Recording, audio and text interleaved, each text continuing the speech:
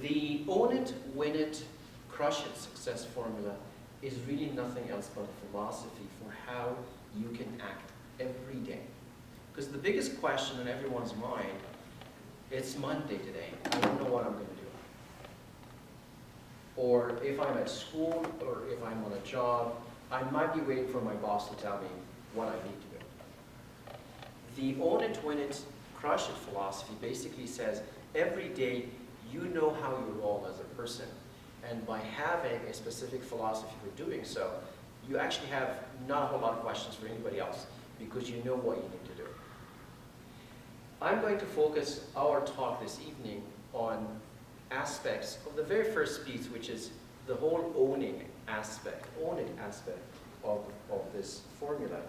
And the own it aspect of the formula consists of what I basically look at as 3 key mindsets that really free you up from thinking too much every single day. And in order to do any of what I'm going to be talking about tonight, the one thing that we need to do is something that most of us do every single day and do too much of. And I'm going to ask you to actually stop doing it. The one thing we're going to ask you to stop doing it is to think about yourself, is to get out of your head. That in and of itself probably consumes most of your energy and most of your time. The only way for us to become memorable is to start thinking about others a whole lot more than we think about ourselves. The very first mindset in the own it step is the responsible mindset, which essentially means that when I wake up every day, I have this sort of energy around me that really stems from the fact that it is up to me to get anything done. If I want to get anything done, I gotta get off the couch.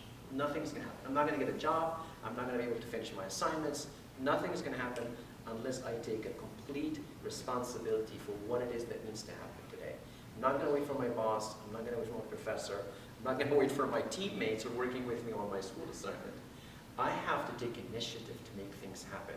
When I operate like that, life is going to differ every day. I won't be sitting wondering, right? I'm always going to be the person who maybe all my colleagues would say, oh my God, she's so bossy, or oh my God, he's so bossy.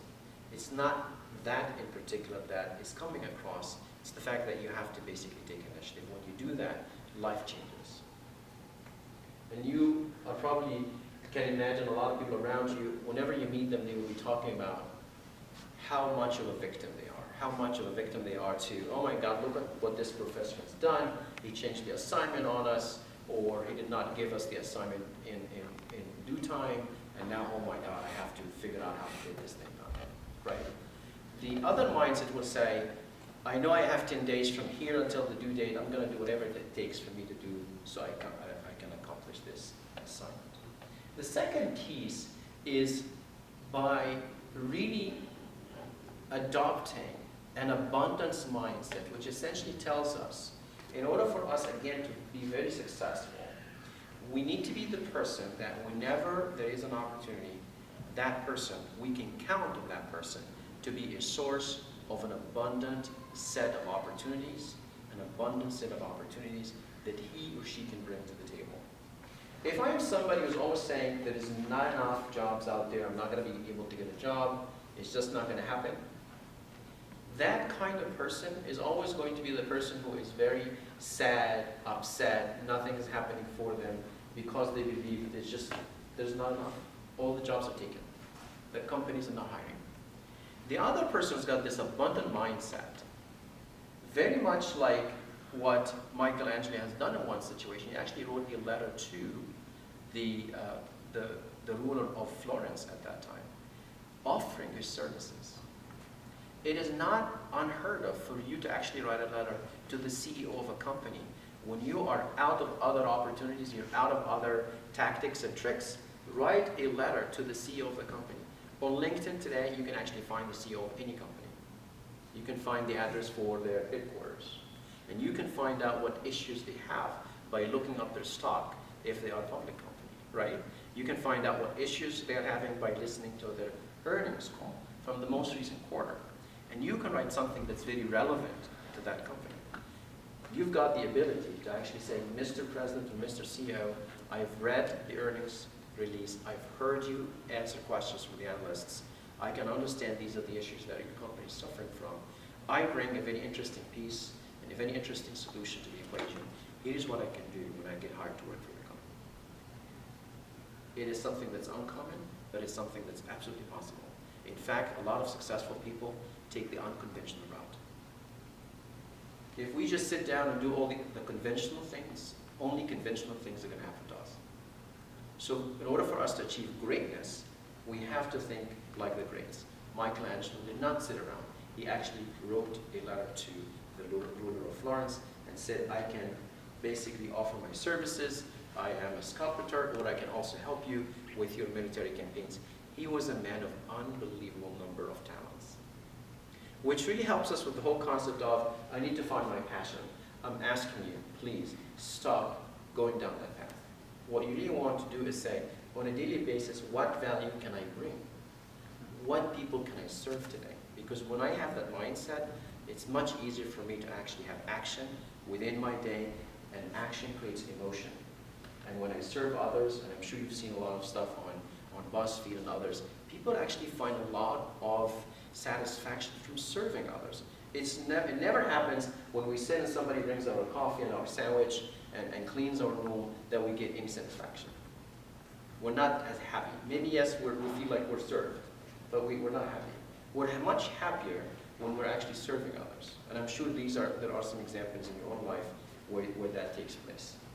When we take a look at the abundance mindset, as I mentioned, it really is a sense of abundant opportunity outside my own small work. There's a whole lot more out there. But the other side of an abundance mindset is the fact that I actually look at myself as an unbelievable source of opportunity. I have a lot of potential in myself. I have a lot of ideas in myself. I know how to solve problems. I can go to the meeting, and instead of sitting down in the meeting like there's nothing I can offer, before even going to the meeting, I come up with 3 possible solutions to the problem at hand. So when people call on me, I have that confidence. I'm already going to the meeting with something to offer, something to share. I did not passively sit. I actually prepared some ideas. And when I come to the meeting and when I show up, somehow, suddenly people think of you differently. They feel like when you come into the meeting, there's just different energy in the room. This person takes initiative. This person will always come to the meeting with ideas. And so far, we're only counting on having a responsible mindset versus a victim mindset, having an abundance mindset versus a shortage, dearth mindset. The third mindset, which is very critical, is the consultative mindset. And I'm going to share with you a story. I used to work early in my career in the US at Charles Schwab in San Francisco. It's a very buttoned up company. Everybody gets there about 7 o'clock in the morning. Very formal environment. And it was my first corporate job in this country. My previous jobs were mostly in academics. I used to be a university instructor. And did work in some office jobs in Egypt, but working for Charles Schwab was different given the fact that it's a securities business, it's very formal, and it's very, very structured, and you had to basically fit into the ladder and do what you need to do. So it wasn't that conducive for anything other than just doing what you're told. About 2 years later, I got a job at Deloitte & Touche in San Francisco, and do you guys know what Deloitte & Touche is? Okay. So Deloitte & Touche is one of very few management consulting companies in the US, one of the largest in the world as a whole. And what they do is management consulting, which essentially means they offer advice to businesses, among other services. When I walked into Deloitte & Touche, I found out that everybody operates so much different from how people operated at Charles Schwab. And the major difference that you find in people who work in management consulting, that any way they turn, everybody is their client. He's my client, he's my client, he's my client, she's my client, he's my client, she's my client, he's my client, he's my client. When you start thinking that way, again, it shifts your thinking. Whether you go to a client, in reality for Deloitte & Touche, a client would be another company, let's say Wells Fargo, where Wells Fargo might need a complete overhaul of the computer systems. And they ask Deloitte & Touche people to come in. The secret sauce for succeeding in management consulting is when you have that mindset of, when I go to the office today, by the way, I'm actually serving people. They are all my clients, whether they are my colleagues or my actual client, which is Wells Fargo. What that essentially means, again, I end up operating completely different. You'll hear a lot of people saying, where I work is a very toxic environment. I hate my boss. I hate my job. I hate everybody on that team. 3 months, 6 months, we know what the outcome is going to be, right? You're either going to quit because you just hate the guts of everybody around you, or they're going to lay you off because every time they talk to you, you've got that mindset around you where, you know, nothing is working. You know, everybody's against me. You know, when they give me a project, they give me the project that sucks, and I don't like this job anymore. And by the way, almost 80% of Americans working in any job today, if you just open them up, they will tell you how toxic the environment is. So what I'm offering to you is to essentially, when you wear the hat of a consultant, wherever you're working, whether it is you're working for yourself or for somebody else, what I'm advising you to do is to really think of yourself in all walks of life, even for family matters. You are a consultant. What that essentially means is that you're always going to be somebody who is, number one, willing to listen to what the issues are. And that you understand that the main thing you can bring to the table is to be the person that brings new ideas to the table, that brings solutions. Not the person who's talking about the problems and how toxic it is, and how she messed up your project, and how she's not doing what she should be doing, or how your boss is giving you stuff that you don't like, right? It's not going to help you. Most important, it's actually not going to help anybody around you. And if you want to have stability in your career, then you need to own your career, right? You have to be in control. Everything I'm talking about is you actually being in control. That is the main crux of the matter, is when you are in control, then everything that happens at the very end of the day, you're never going to be in a position where you say, well, I was victimized, they made a victim of me, they laid me off.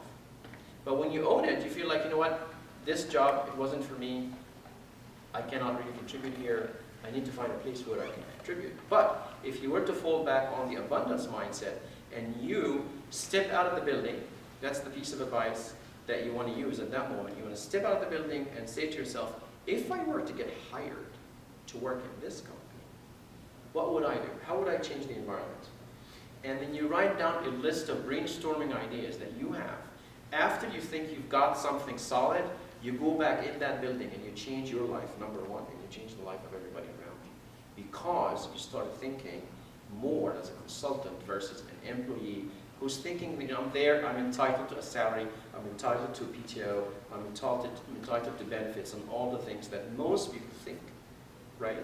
So what we're really trying to say here is once you have these three mindsets, a responsible mindset, a abundance mindset, and lastly, a consultative mindset, all of a sudden you've got a whole different philosophy for how you're running your show. And once you adopt the three mindsets, people are actually going to feel different around you. For some reason, you're going to come across a whole lot more confident, a whole lot more of an initiative taker versus somebody who's sitting and waiting for somebody to tell them what to do. Imagine if you walked into the meeting and you were the source of new ideas. You were the source of new opportunities. You were the source of having a very positive view of the whole thing. Because when you are thinking consultatively, you are going to completely refuse a negative view. And when you have that positive view, all of a sudden, again, people are going to be attracted to you because they're going to come to you. How do we solve this issue? You're the person who's always talking new ideas. I thought you might have some ideas. And all of a sudden, you have this attraction around you. They come to you, they call you, they ask you to come to the meeting because you are the person who has typically talked about new ideas and solving issues. So I want to take us back to Michelangelo and remember the fact that they called him the divine. My thinking is, if we think in that way, if we think every day that we want to create something for people to remember, if I sit with them and talk to them about my own issues and my problems and all the things that are not going so well in my life, they will be very happy once I leave because, my God, so consumed in himself or herself. But rather, if we are the kind of people who, whenever we're sitting with other people, we are a source of ideas for them, we are a source of opportunities for them, We are a source of new windows of thought for them. We become memorable. We become memorable. We may not create necessarily awe-inspiring pieces of art, but I think when you inspire someone with a new idea and give them new window opportunity in their own thinking, you have created something that's going to last forever. You have created a new reality for others. And when you do that, what a breath of fresh air that's going to be. Especially when I said, a lot of other people are not thinking that way. So when you are that breath of fresh air, you are creating a whole lot more opportunity for all the people that are working with you. And just to summarize very quickly, when we think that way, it is definitely a whole different life that we're having, number one, because we have total control, and then number two, create so much opportunity for other people. I want to thank you for it.